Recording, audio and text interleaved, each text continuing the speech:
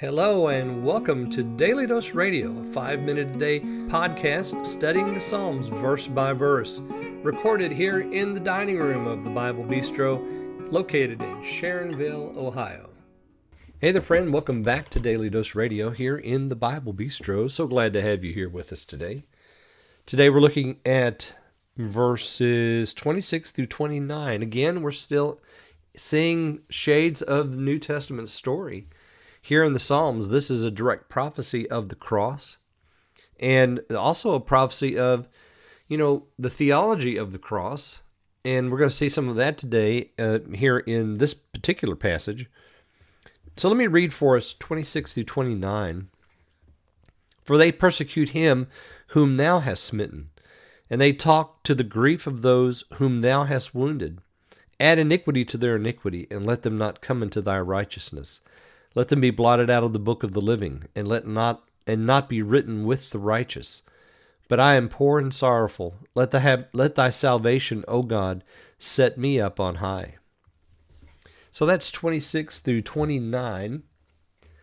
Now you notice that it says there, they persecute him. So we're talking about a specific individual here, the great pastor.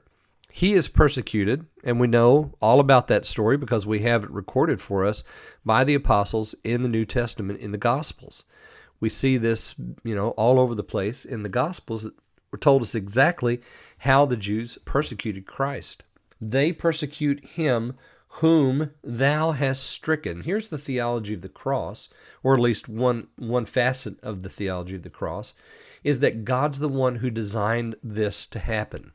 So if you look back in your New Testament, in the book of Acts, look at chapter 2, and this is Peter's sermon on the day of Pentecost.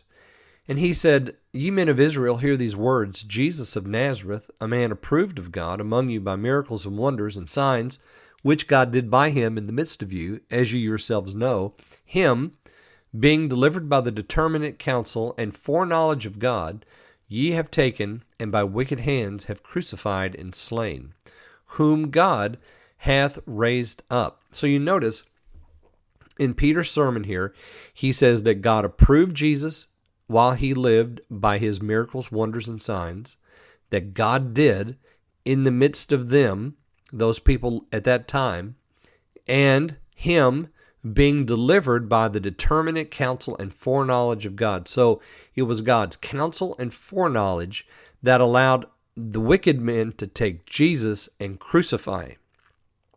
And that's what he says there in verse 23. God determined, he foreknew, he allowed this to happen. And then in verse 24 it says, God hath raised up, having loosed the pains of death, because it was not possible that he should be holden of it. Peter speaks here of what we have in Psalm 69. They persecuted him whom thou hast smitten. They talk grief of the whom thou hast wounded.